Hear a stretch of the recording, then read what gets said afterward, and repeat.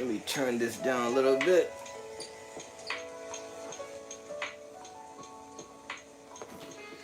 And let me get my charger. I'll be right back.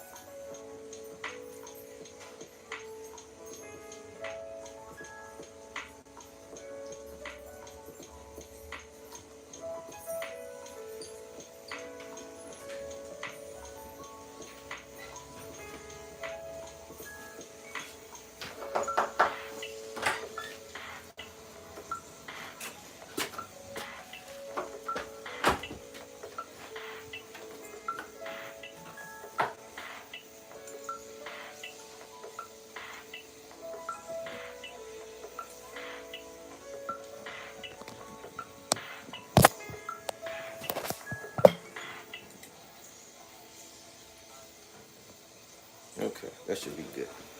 All right. So I'm just kind of in the temple, doing some maintenance here, sitting with the spirits and seeing what you guys are up to and want to discuss our boot camp that is in session right now, and just a few odds and ends. We'll take some questions about, I guess, altar and temple maintenance, since that's what I'm doing right now.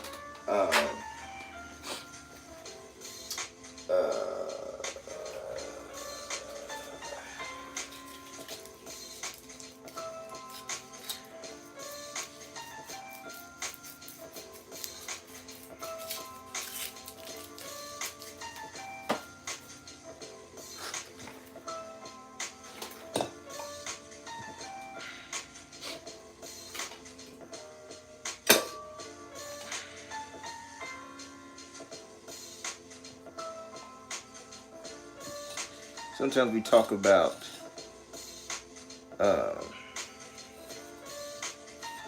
talk about temple ash,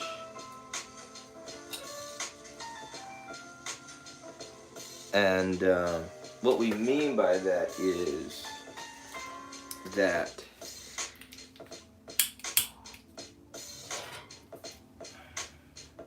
when it comes to incense and different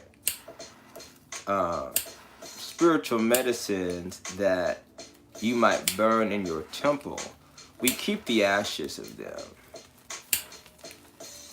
Okay, even some of our tobacco ash. If we're doing if we're working tobaccos and cigars, depending upon the usage of them.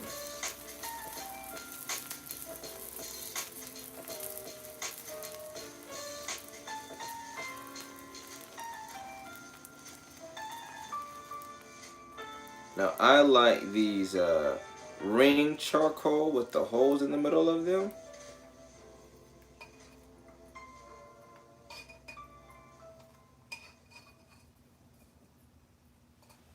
Like that. Alright. I like these. I think these just came on the market like in the past year or so. I just found out about them this year. And really impressed with them. They're quick light, and they allow very good ventilation through them, so they come to heat very quickly. And then they also work very well stacking them together, because you can still get ventilation through them because of that hole in the middle, that donut shape. Is really, really good. Now, in most cases, I make all of my own incense blends for my temple, and some of them I'll be sharing with the market. Maybe as we get into November.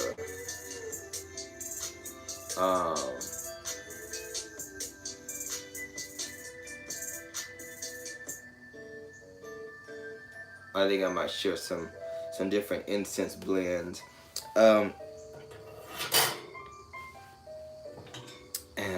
let me prime my pipe. Oftentimes we just kind of sit here with the spirits and give them smoke and light.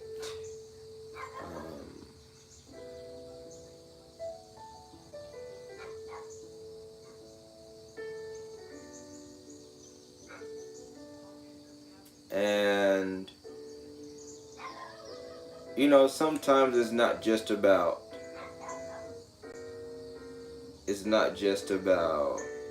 clients and customers.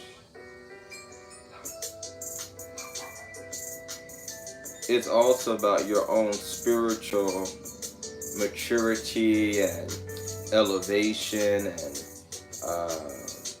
just checking in sometimes, you know. And I think with a lot of the commercialism and materialism and the merchandising of spirituality, or as some might call the marketeering of spirituality, that sometimes we forget to just be in our practice and just make it routine, make it a lifestyle without any quote-unquote result at the end of it, right? Not working the shrines to get something, but to be something, more or less.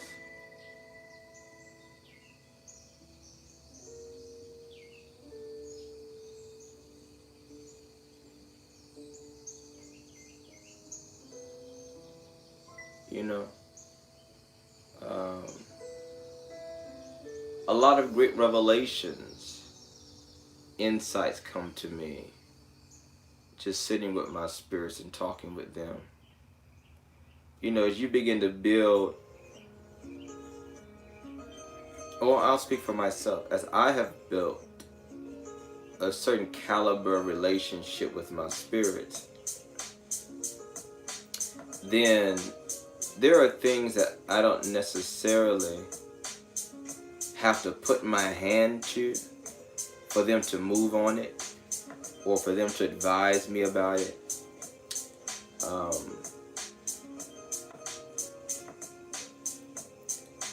And I think there's a place for that, right? I think there's something to be said about that.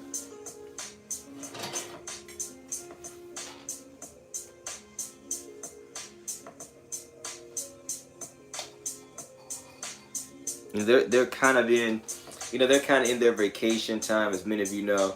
I take sabbatical October through January, and my spirits also, you know, they can have a reprieve from all of their public commitments, from customers and clients and things like that. I still do consultations, certainly have to maintain my own spiritual house, but outside of that, it gives them some relief, some reprieve, a time to kind of detox the temple, move some things around, as you've seen here, clear out, you know, old inventory, medicines that are going old and things like that. Gives us a chance to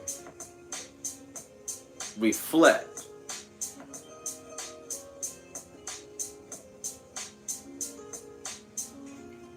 on workings we've already done, workings that we're still maintaining.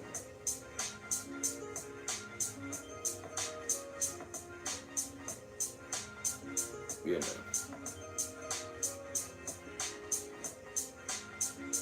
But that temple ash is very potent, very powerful, because it contains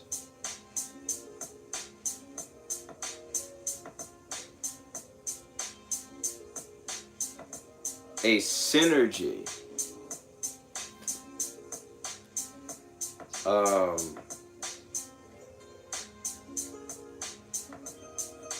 a synergy of your shrine.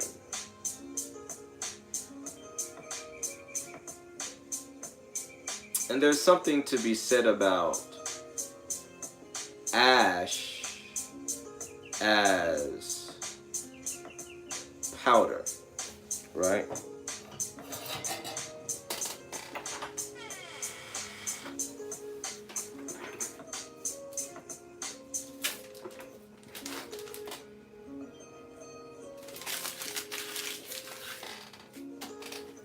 Something to be said about ash as powder.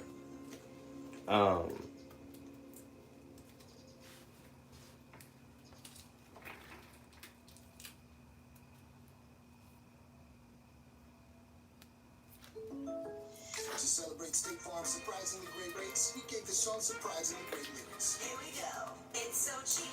So when it comes to like altar candles, I don't do a whole lot.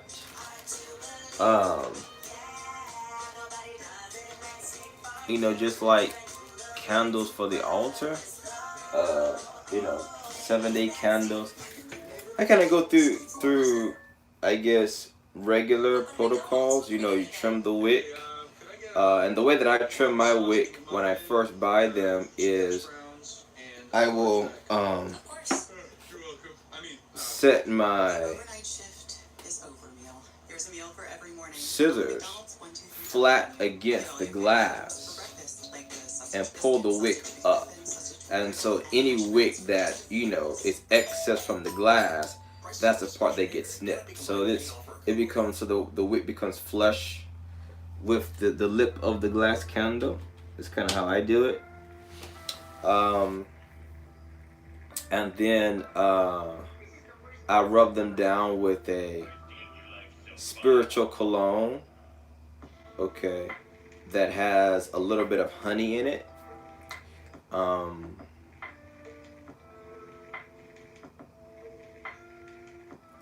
And then I smoke them with tobacco smoke, and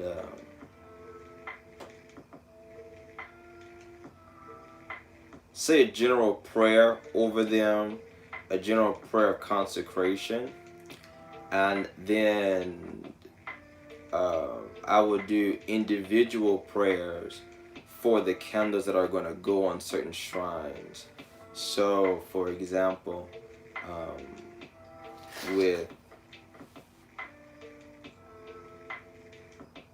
I have a shrine of King Solomon.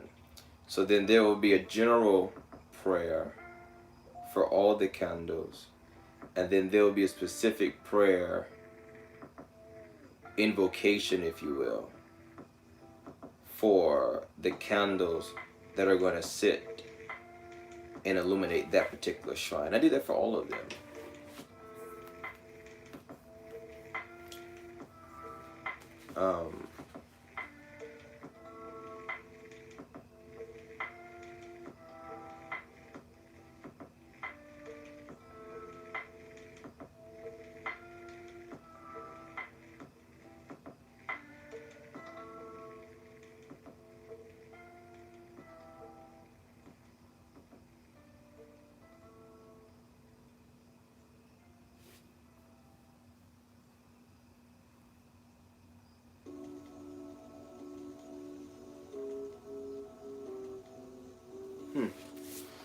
So let's see the chat here.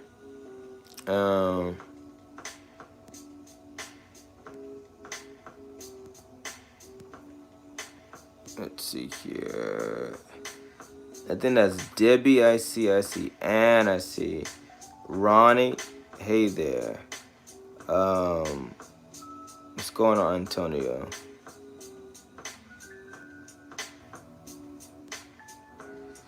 Yeah, so the herbs or whatever yours that you're burning, okay, obviously you know, you have different little ash stacks, piles, containers. You know, there is an incense or an ash for work, but I'm talking about the incense that you just burn in your temple. It may be frankincense and myrrh or some other compound that you have just as a temple incense. And so that burns down to ash with the resins you may have, the herbs you may have, petitions you may have had in that, charcoal.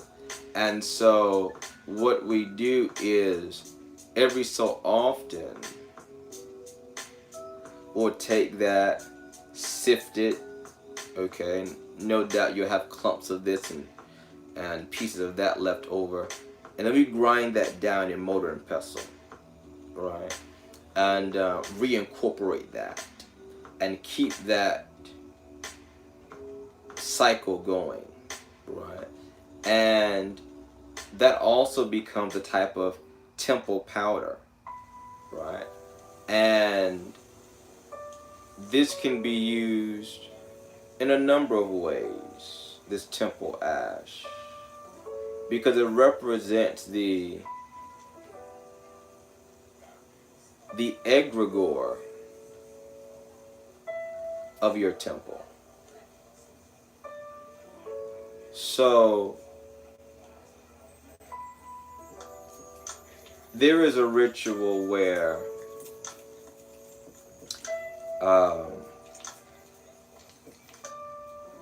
you take the temple ash and you can place it in the four corners of a location, of a building, for example. And so it will connect your shrine, your temple rather, to that particular location beyond the physical limitations of space. So you'll still be able to access and influence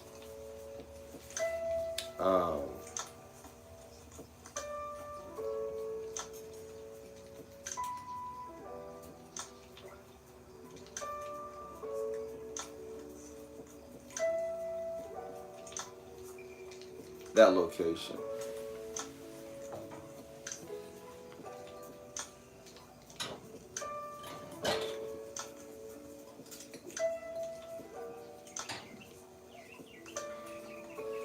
Alright, so, and really, that's probably one of the best all-purpose powders, is your temple ash. Because every working that you've done during the tenure of that ash is in the matrix of that ash. So love work, money work, protection, uncrossing, etc.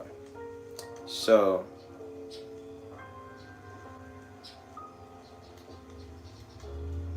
it's like a DNA sampling,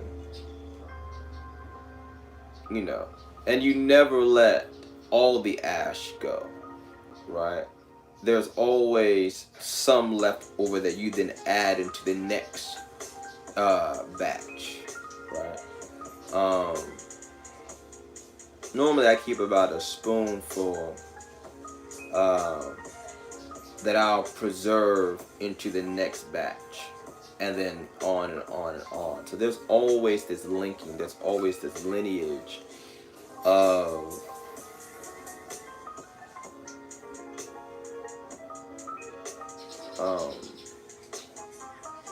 multiple uses.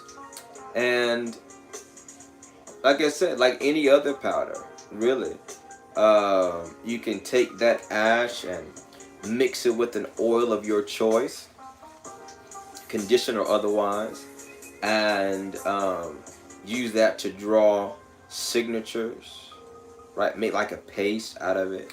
Have a lot of things marked in the temple with temple ash and consecrated oils. you can add your temple ash into candles. Add them into candles.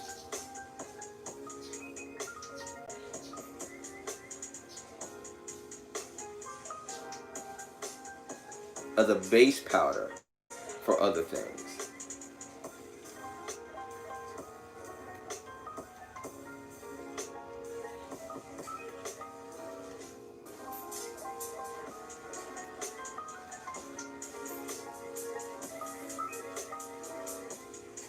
And I was mentioning to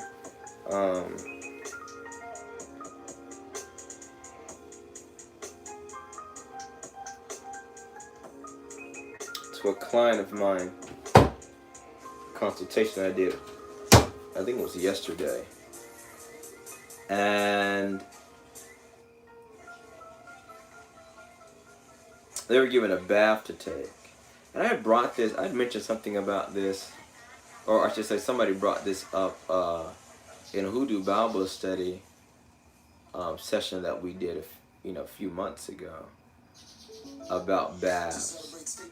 That even after you're done with your bath, depending upon what the protocols are around disposal, you can still use those herbs again. Whatever those plant compounds might have been. You just let them dry out and repurpose them. You know, you can repurpose them into a cologne. You can repurpose them into a powder. In the case of the consult I did yesterday, you take that powder, reduce it, or you take those plants after your bath is over with, reduce it down to powder, and you can add that into a baby powder. It's a type of talc powder. That's what I've used before. And put it in my socks, put it in my shoes, on bed mattresses.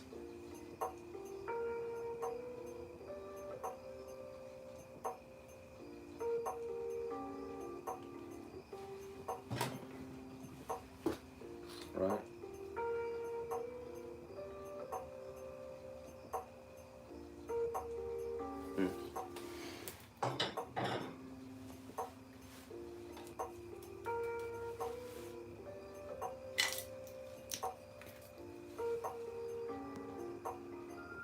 Alright, sometimes I use tobacco and frankincense. That's a great combination. That's an awesome combination, in fact.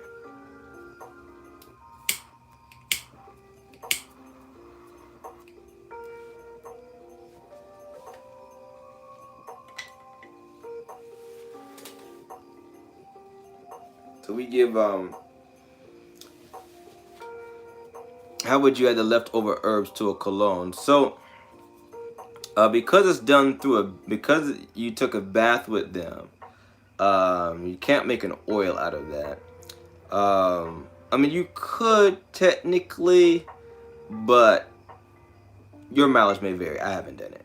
But what you would do, again, you want them to be very, very, very dry. I have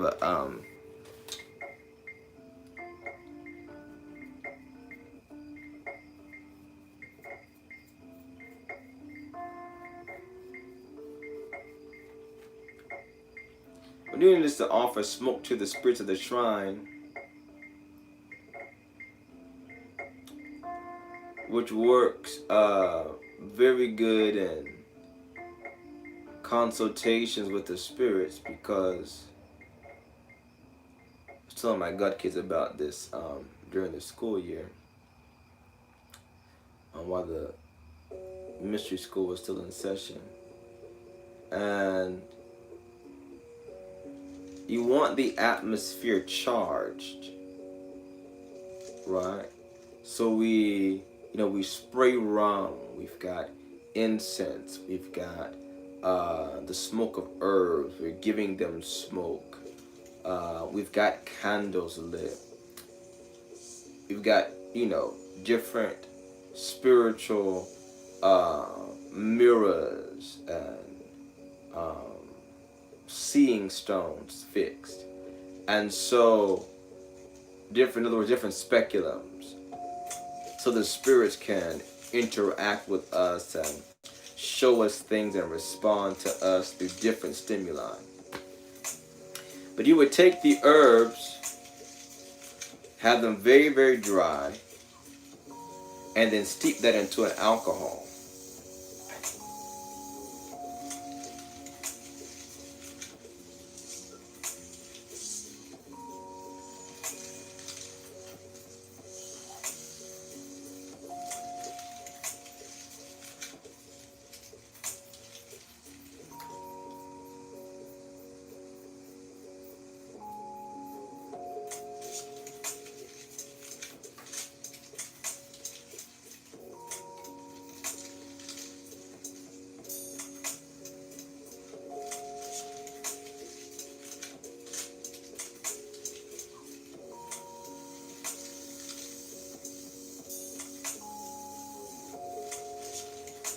Right?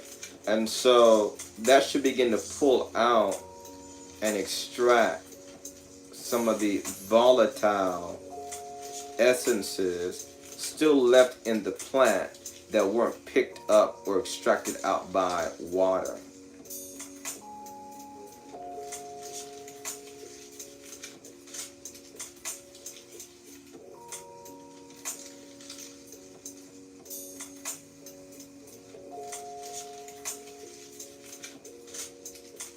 If you think about plants and how their energies are constructed, not just chemically but also alchemically, think of it like different chambers or layers or dimensions in the plant. And so by taking the plant through certain processes, then a certain dimension of essence in the plant is available and accessible. And you take it through a different set of processes, then another dimension of the plant is accessible. And so taking it through the bath or the tea, that is one dimension of essences and virtues that can be extracted from the plant. If you take it through an oil, that's another dimension of, another chamber, if you will, of essences and virtues and alchemical compounds that are accessible through oil extraction. If you take it through an alcohol extraction, which is one of the more one of the deepest forms of extraction, then again you get another dimension of virtues that can be pulled out of the plant. So because of that, with the right alchemical knowledge, you can take the same plant through multiple processes.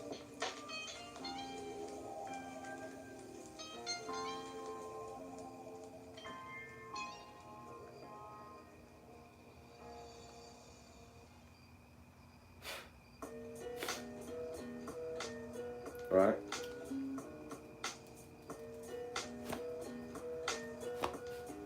Normally have a towel on me, but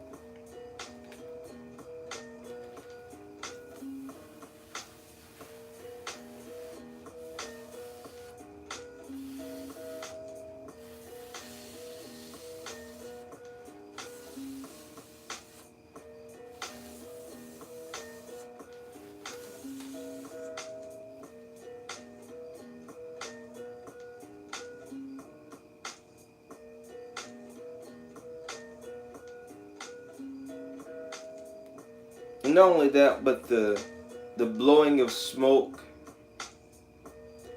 also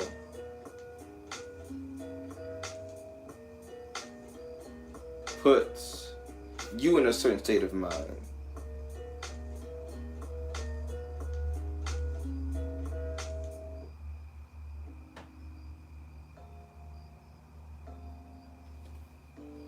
Let's see if I had any other questions here. Yeah, so just make sure that it's very, very dry, because you don't want that that water content still in the plant, 'cause that's going to hinder the level at which the alcohol can extract from.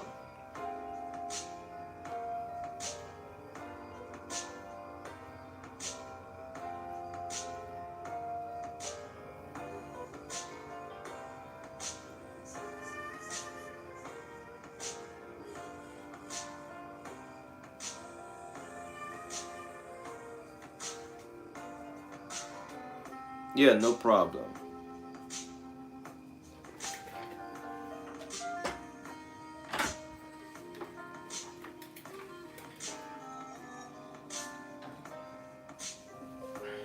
All right, so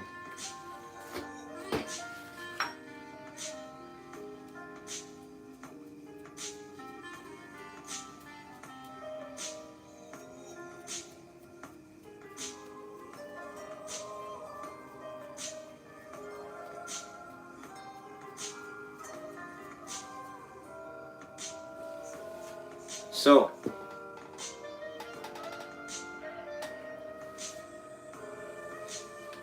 let's see here. All right, so like here is one.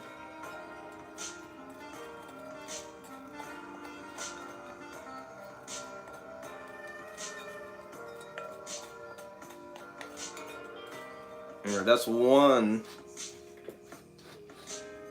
incense blend. Okay, that we've made, and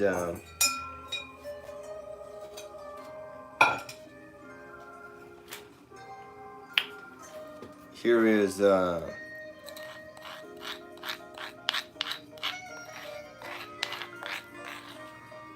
another incense. Are we back? Okay.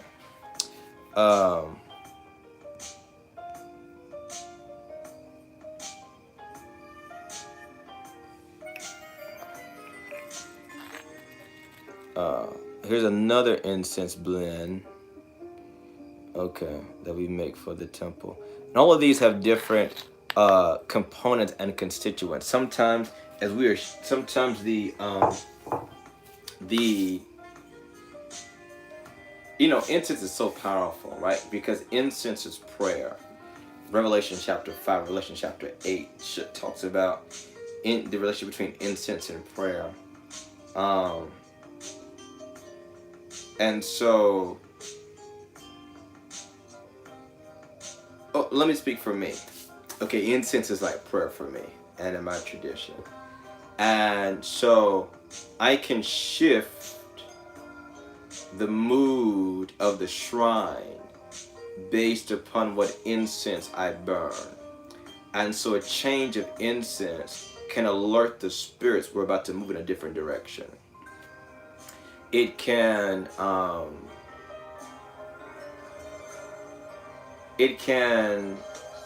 indicate that we're about to go into another type of work, right? So for example, there may be an instance that we should fumigate for different types of love situations, right?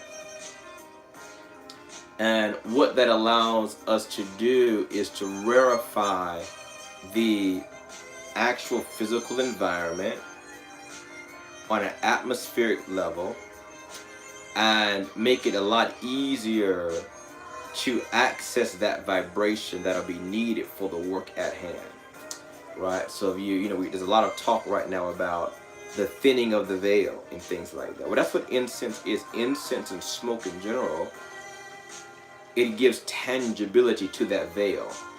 And once a thing is tangible, then it becomes malleable and can be manipulated. It can be altered and changed.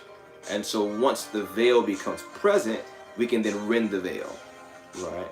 We can then open up that place in between place, and that space in between space, and that time in between time, right?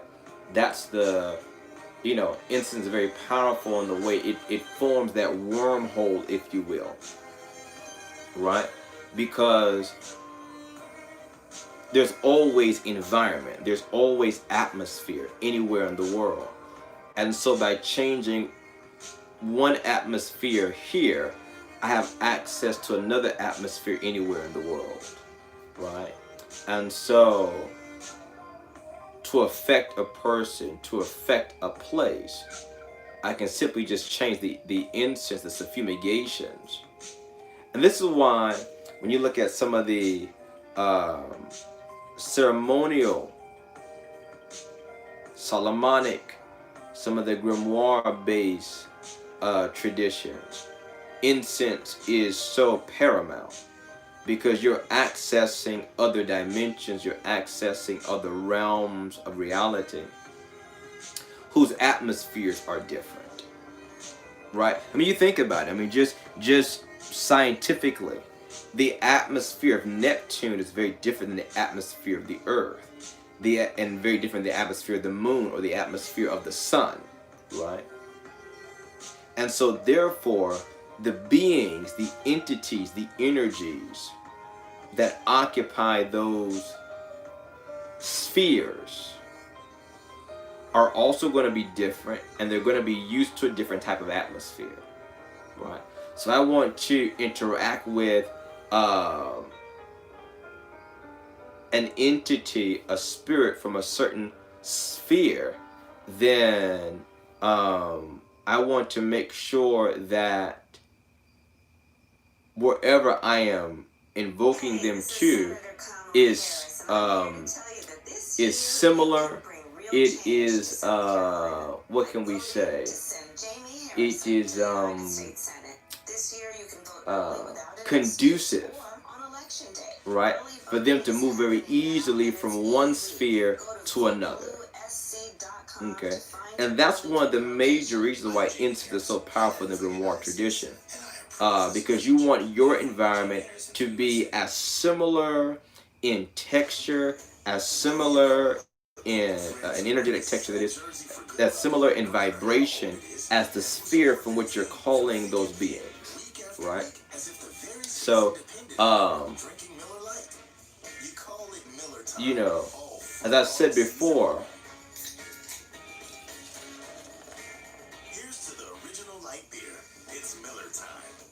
infrastructure precedes institution.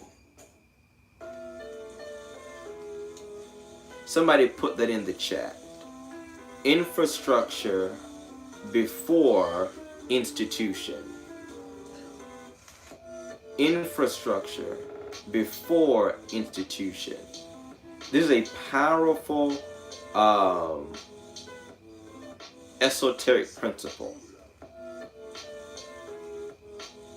This will revolutionize your practice and how result-oriented your spiritual work becomes. Infrastructure before institution. Before you can install something, there has to first be the infrastructure of it first, right? You have to first have the environment, okay, first. So oftentimes when we are in emergency mode, meaning I need it right now, it's something happened, I need that job right here, right now, I need that man right here, right now, I need that woman, whatever the case may be, we often forego this principle, and we end up doing, we end up working harder, not smarter. Now, as I often say, things happen. Use what you have. Work as you need to. Absolutely. But if you can build infrastructure first, the energetic infrastructure first, and then call for that thing to manifest, you will find, number one, it will manifest faster, and number two, its manifestation will be sustained a lot longer, and number three, you will have to put in as much to maintain it because the infrastructure is already there. All right? It's like trying to grow something in a vacuum versus growing it in the proper environment. growing it in the right soil, right?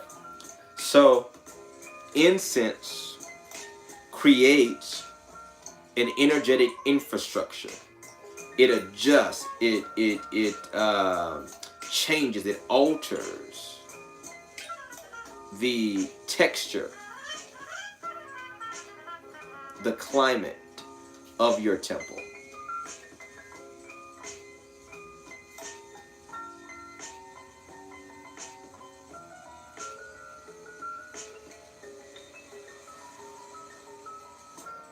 Right.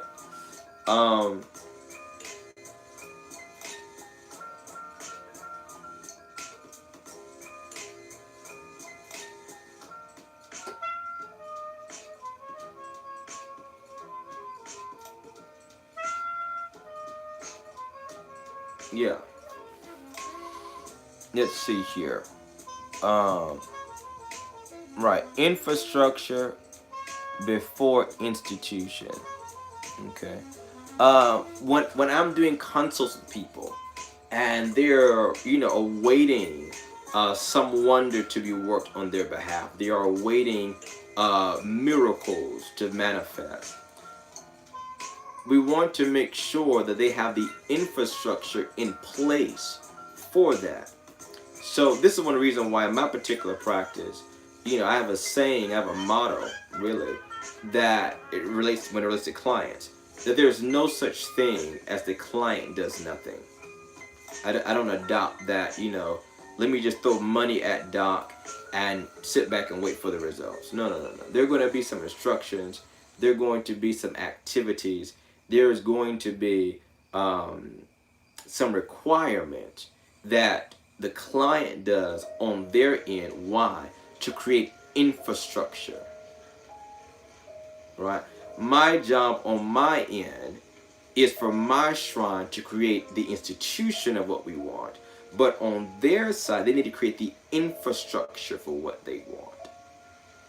This is why it's often preceded by prayers, affirmations, baths, etc. Right? Doing all the mundane things. Because all of these things create an energetic infrastructure. So when I send the work in their direction, it can be anchored into their experience. It won't just be, it's here today, it's gone in a month, and then we're kind of right back at the drawing board again. Or we saw some momentum, we saw some progress, and then it just died again. It kind of fizzled out, right? That's because there was no air to fan or to oxidize the fire. So it was snuffed out. There was no infrastructure. Hope I'm making some sense. So, about the 12-week boot camp.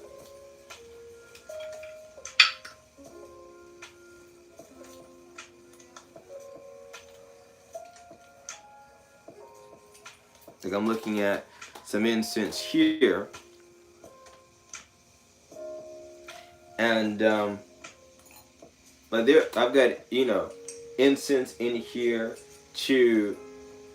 for invisibility, to make my shrine and my temple undetectable through supernatural means. It's literally I call it smoke screen is what it is, like a smoke screen around my temple.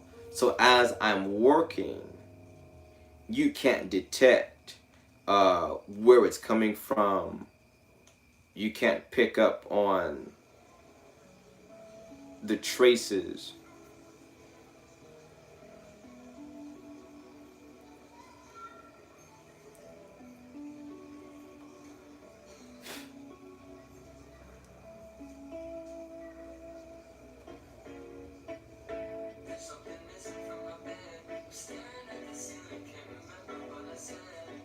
So let me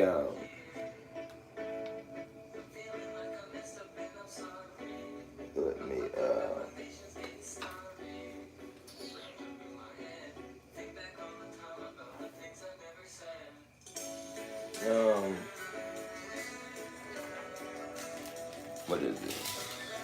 Oh yeah, that's a good one. Oh no, no, no, no! I don't want to use that. I don't want to use that.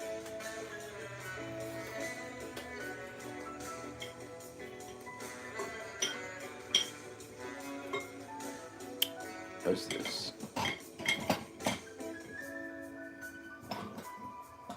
What's this?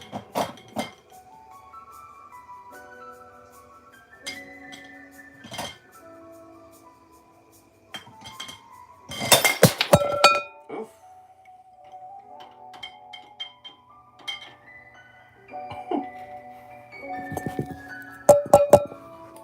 Y'all all right? Y'all be okay.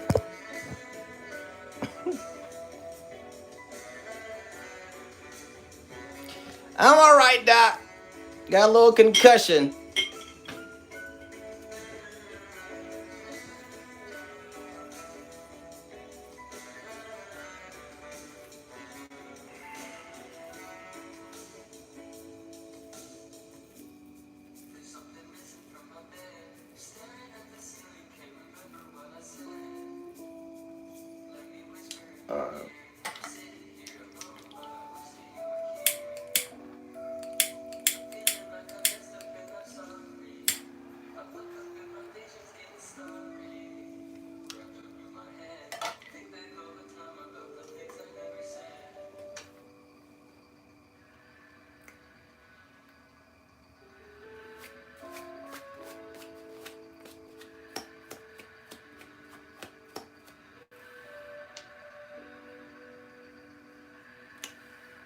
So,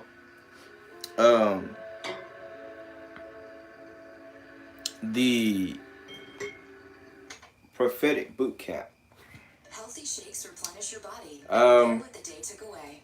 But what about your teeth? For enamel repair, toothpaste helps repair acid-weakened enamel. By brushing in vital minerals, you don't just brush. There is such a great need for genuine prophetic ministry.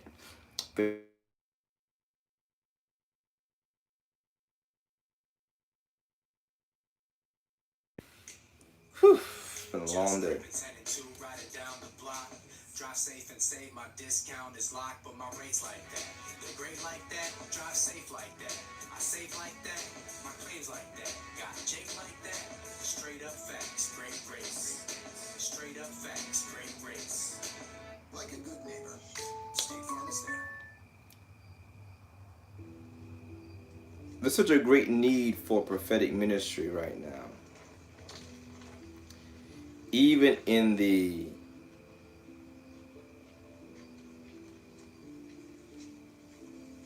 cacophony of psychics and mediums and empaths and all types of soul readers,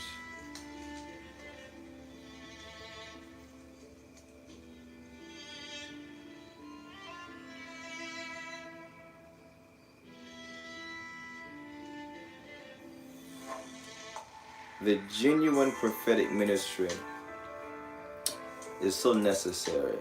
And I think that because we have the abundance of, these other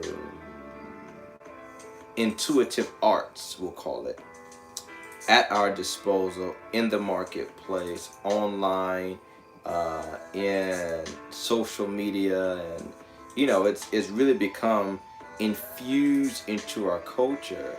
And I think that in the process of that, it is also, I don't think it's purposeful, inadvertently begin to kind of move and marginalize the prophetic ministry. And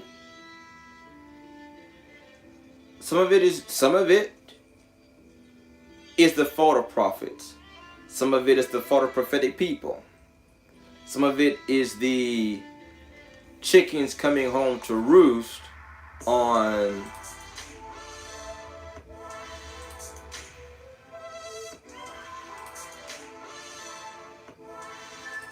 very low quality or non-existent prophetic training at all. So we have a 12-week prophetic boot camp that we're in session with now. Actually, I have to go see them in about 30 minutes.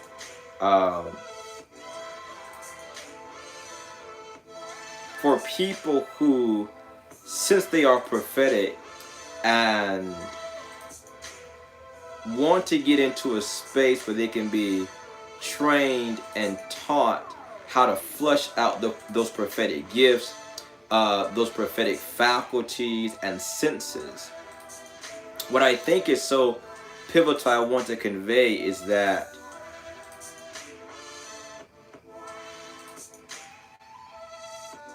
there is this equivalency, this false equivalency of the prophetic with everything else out there.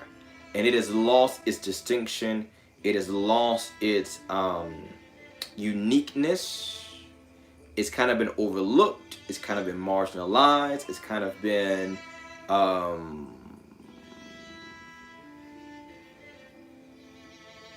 accosted in some ways, commandeered, brought into just a larger conversation. But it's something very, very distinct. And I look forward to doing more of these boot camps next year. So if you're interested in something like that, you know, definitely make some sign, make some noise, let me know. And so that we can kind of have a trajectory and a plan of action for next year.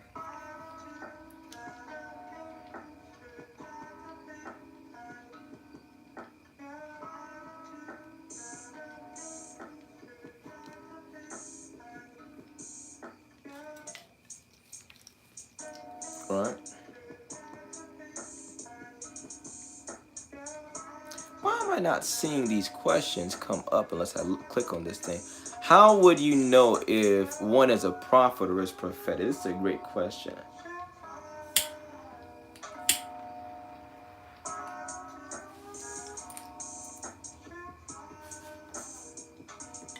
Well,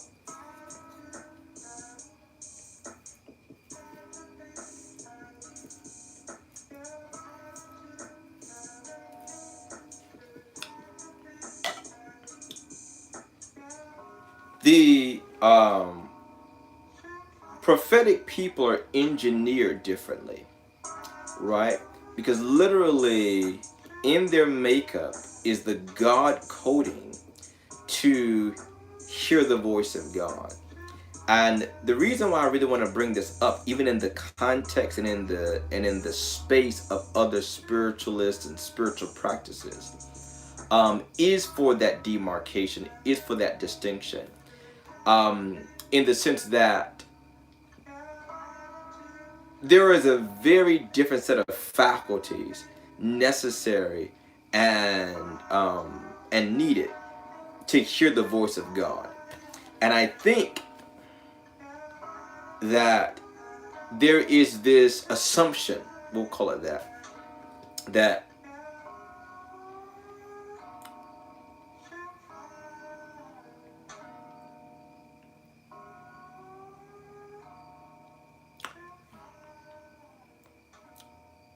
if I'm a medium and if I hear dead people, I'm hearing God. If I hear my ancestors, I'm hearing God. If I speak to the Loa, the Orisha, whatever, I'm hearing God. And those are very different faculties. This is exactly why every tradition has their own training process. Right? Notice, if you come from Hoodoo, you don't just walk right into Voodoo. You still have to go through the whole initiation process. Why? Because there is a different level, or I should say a different type of senses and faculties necessary to interact with and access the Loa. Same thing. If you are Voodooizant and you go interested in Ifa, you don't just pick up Ifa. You still have to go through those same trainings, initiations, processes, because throughout that, those senses, those internal mechanisms that will connect you with the Orisha are very different than what connect you with the Loa, or your ancestors, or the dead. And the same is said of the prophetic. Right?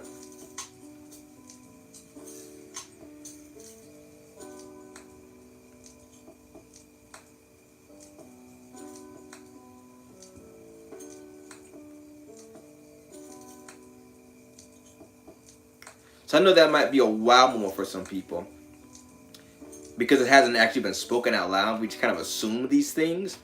But somebody from the inside out, let me tell you, right? Insider secret, that it's very, very different. And this is why when prophets, prophetess, I speak in particular from my background and my training in the school of the prophets. We had a gentleman who was a medium.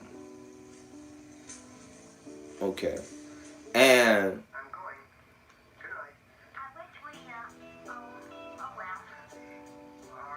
came and he had to be corrected. He wanted to prophesy based upon the information he was accessing from beyond the grave. And that was taboo and no when you're in the prophetic order. Right? You know, when you're doing mediumship, that's fine. I wonder if you do that there. But when you come here in these sacred halls, right, there is certain legitimate functions that you can have, and also illegitimate and illegal functions, right?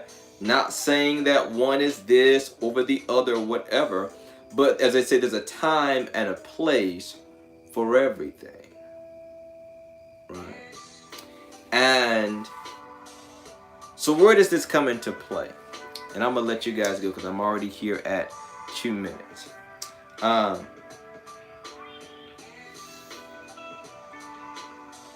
This comes into play because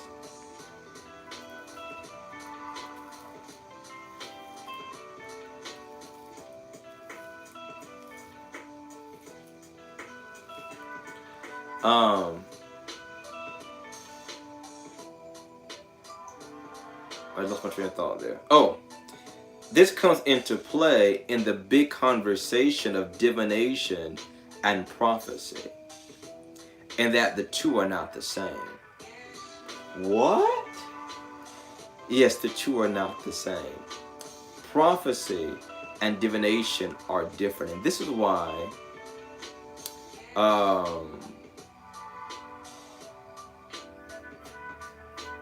have you ever worked with the Loa? No, I haven't.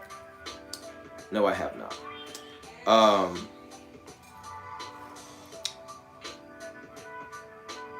And this is why people of renown,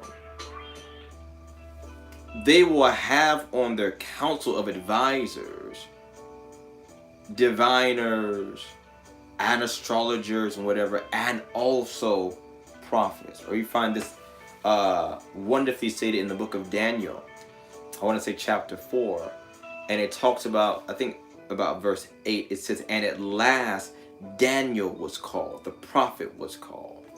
And there was a level of insight that the prophet could give that the others there couldn't give. Okay? And I would say it to you like this. This is not to supremacize prophets. I think the office of the prophet speaks for itself. I think it can boast on its own. That's just, you know, me being biased, sure. But all things being equal, think of it like a prism. All right. And so we can all, you know, there's a saying in 1 Corinthians that we know in part and we prophesy in part. Here's what's so interesting. This is why you want prophets in your midst, why you want a prophet on your team, is because the prophet might have that missing piece. You might have been in a situation where you've gone to get readings, you've got divination done, and they're all kind of saying similar things, like they're all kind of dancing around the issue, but nobody has hit it on the head yet, and there's still a question mark left. Definitely not as many question marks as before, but there's still one big one left, right? And it's this scolding missing puzzle piece. It could be in the mouth of the prophetess. It could be in the mouth of the prophet.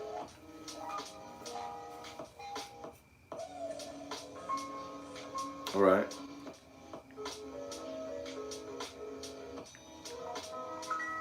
So you have prophets who are seers. In that regard, all right.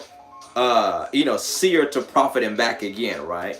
So if we think about seer to prophet as one stage, we'll call that stage A, okay, and then prophet to seer as stage B.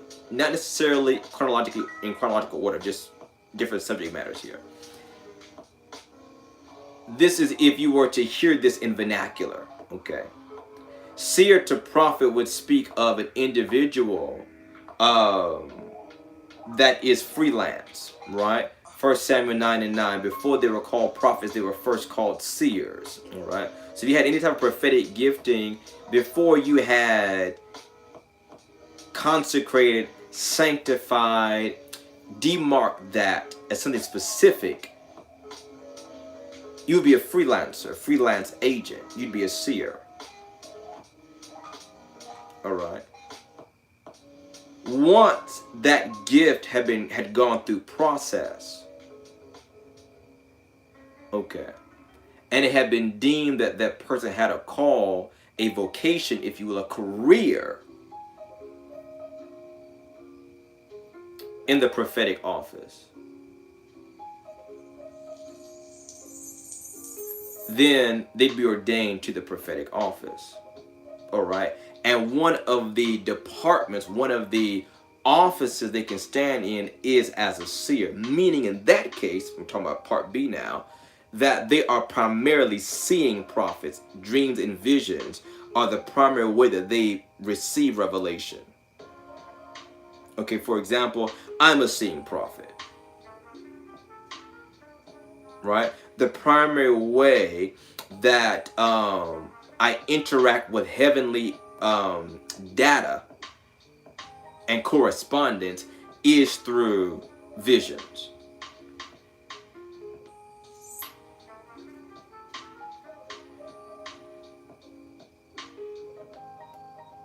Right? There are musical prophets. There are lyrical prophets. There are prophets in the arts. There are prophets in the sciences. Right? So, that's a whole other topic. Okay. That we really go into in the school of the prophets. You don't have to be a prophet to be in prophetic boot camp.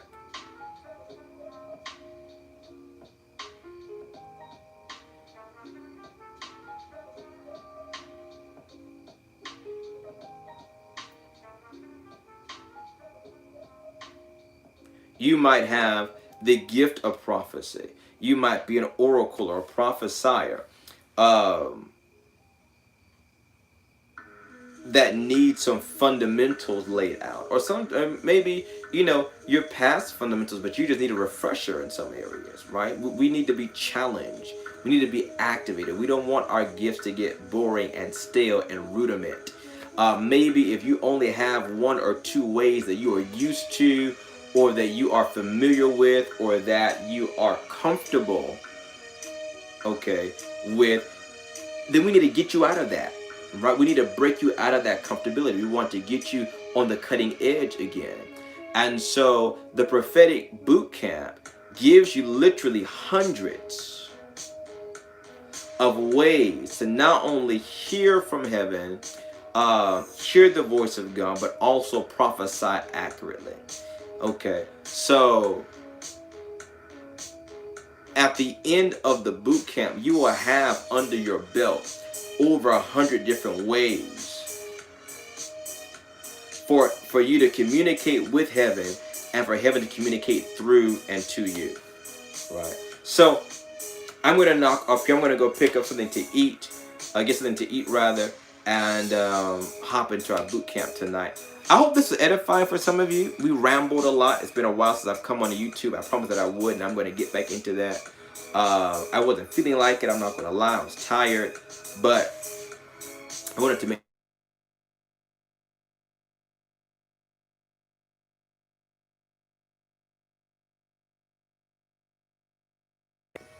probably because they're just not well informed with the tradition of Hoodoo. They might be doing some type of eclectic whatever, but no, Papa Legba is not a traditional Hoodoo spirit. I hold all of you in the light of God that never fails. Remember, Hoodoo is how we pray. God bless you all forever.